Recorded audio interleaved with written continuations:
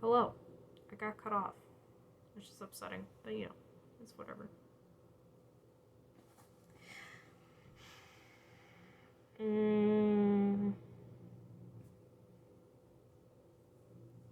The thing is really heavy. Your arm, not the thing. It's your right arm. You've lost your right arm. You're aware of that, and soon you'll mourn it. But for now, it's easier to think of it as a thing separate from yourself, an especially useless prosthesis. A benign tumor that needs to be removed. These things are all true. It's also your rusting arm. You're sitting there panting and willing the world to stop spinning when you hear someone else approach. This one speaking loudly, calling for everyone to pack up. Breaks over. They need to do another 5 miles before dark. Yitka, you lift your head as she gets in close enough, and it's in this moment that you realize you think of her as a friend. You realize it because it feels good to hear her voice and to see her resolve out of the swirling ash. Last time you saw her, she was in serious danger of being murdered by hostile stone eaters attacking Castrima Under. That's one of the reasons you fought back, using the crystals of Castrima Under to ensnare the attackers. You wanted her and all the other origins of Castrima, and by the extension of all of the people of Castrima who depended on those origins to live. So you smile. It's weak. You're weak. Which is why it actually hurts when Yika turns to you and her lips tighten in what is unmistakably disgust. She's pulling the cloth wrapping off the lower half of her face, beyond her gray and coal eye makeup, which not even the end of the world will stop her from wearing.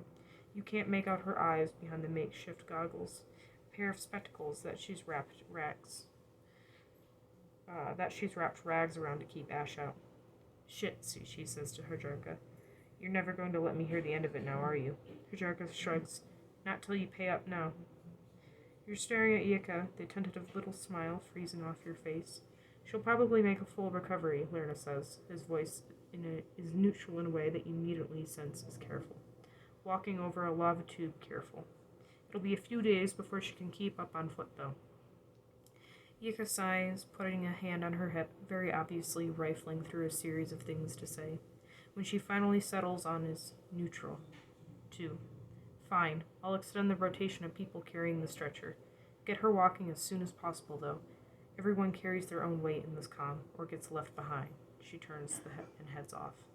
Yeah, so, Taki says in a low voice, once Yika's out of earshot. She's a little pissed about you destroying the geode. You flinch. Destroying. Oh. But, locking all those stone eaters into the crystals, you meant to save everyone. But Castrima was a machine, a very old, very delicate machine that you didn't understand. And now you're topside, traipsing through the ashfall. Oh, rusting earth, I did. What, you didn't realize? Hajarka laughs a little. It's got a bitter edge. You actually thought we were all up here topside, the whole rusting column, traveling north in the ash and cold for fun. She strides away, shaking her head. Yika's not the only one pissed about it. I didn't, you start to say. I didn't mean to. And stop. Because you never mean to. And it never matters in the end. Watching your face, Lerna lets out a small sigh. Renus destroyed the calm, Essen, not you. He's helping you shift back down into a prone position, but not meeting your eyes. We lost it in the minute we infested Castrima over with boil bugs to save ourselves. It's not like they would have just gone away or left anything in the territory to eat. If we'd stayed in the Gilead, we'd have been doomed one way or another. It's true and perfectly rational. Yika's reaction, though, proves that some things aren't about rationality. You can't take away people's homes and sense of security in such an immediate, dramatic way and expect them to consider extended chains of culpability before they get angry about it. They'll get over it. You blink to find Lerna looking at you now, his glazed, clear expression frank. If I could, they can. It'll just take a while.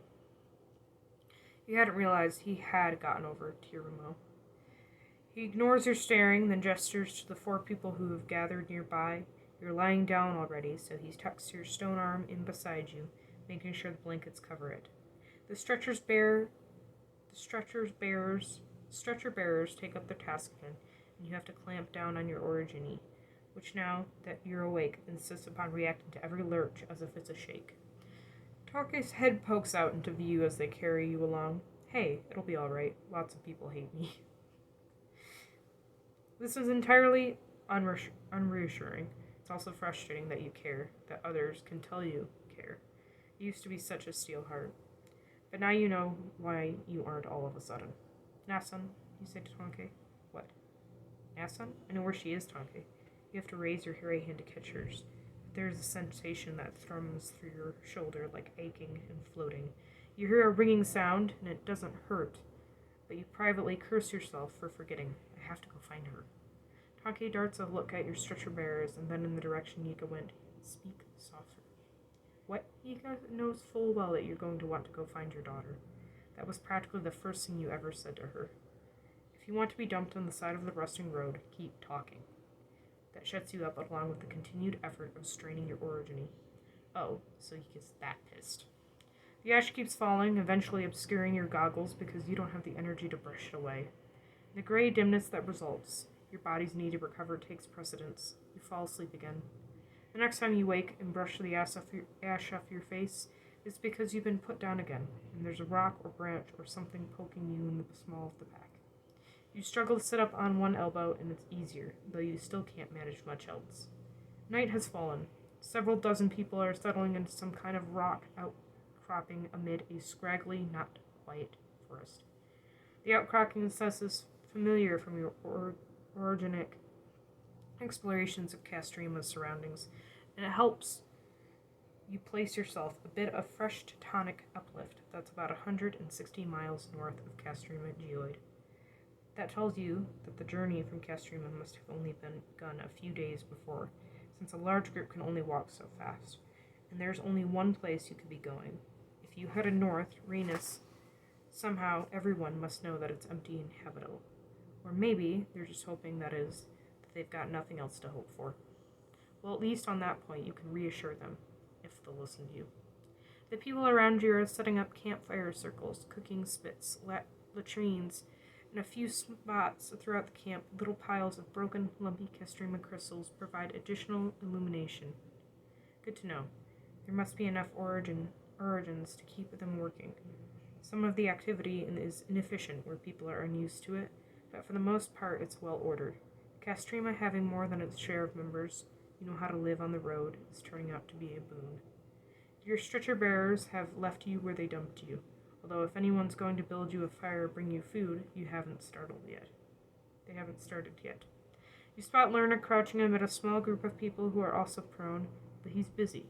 Ah yes, there must have been a lot of wounded after Raynish soldiers got into the Geoid. Well, you don't need a fire, and you're not hungry, so the other's indifference doesn't trouble you for the moment, except emotionally. What does bother you is that your runny sack is gone. You carry that thing halfway across the stillness, stashed your old rank rings in it, even saved it from getting scorched to powder when a Stormreader transformed himself in your quarters.